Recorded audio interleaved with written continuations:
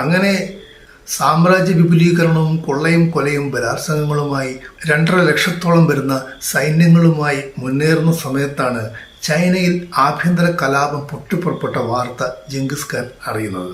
ആ കലാപം അടിച്ചമർത്താനായി തിരികെ ചൈനയിലേക്കുള്ള യാത്രാമധ്യേ അവശനായ ജംഗിസ് ഖാൻ കുതിരപ്പുറത്തു നിന്നും വീണ് ശരീരത്തിന് സാരമായ പരിക്കുകളേൽക്കുന്നു.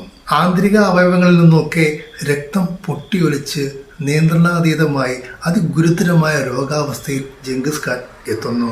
അവസാനം 1226 ഓഗസ്റ്റ് 18 ലോക മനസാക്ഷി ആകെ ഭീതിയിലാഴ്ത്തി ചോരയിൽ മുങ്ങിയ സാമ്രാജ്യങ്ങൾ ഒട്ടനവധി സൃഷ്ടിച്ച് എന്നിട്ടും ആർത്തി തീരാതെ പൂർണ്ണമായ സാക്ഷാത്കാരം നേടാനാവാതെ ജംഗിസ് ഖാൻ അന്തരിക്കുന്നു.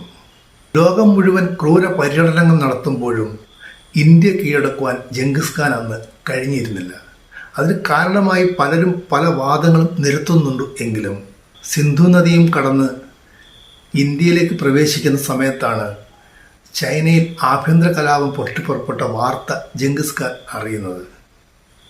അങ്ങനെ എന്തായാലും അന്ന് ജംഗിസ് ഖാന്റെ കിരാത ഭാഷയ്ക്കുള്ള ദൗർഭാഗ്യം നമുക്ക് ഉണ്ടായില്ല. പക്ഷേ പിൽക്കാലത്ത് ജംഗിസ് ഖാന്റെ പിന്തുടർച്ചാ അവകാശി എന്ന് അവകാശപ്പെട്ടുകൊണ്ട് മംഗോൾ ഗോത്രത്തിലെ തിമൂർ എന്ന ഒരു സൈന്യാധിപൻ ലോകം വെട്ടിപ്പിടിക്കുവാനായിട്ട് ഇറങ്ങുന്നുണ്ട്. അതിൻ്റെ ഒരു വീഡിയോ ഞാൻ മുമ്പ് ചെയ്തിട്ടുള്ളതാണ്.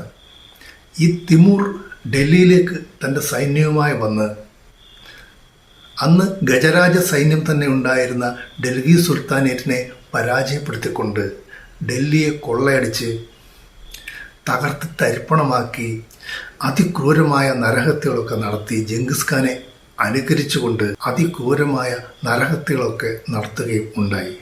അന്ന് തകർക്കപ്പെട്ട ദില്ലി വളരെ കാലങ്ങൾക്ക് ശേഷമാണ് പുനരുദ്ധരിക്കപ്പെടുന്നത്.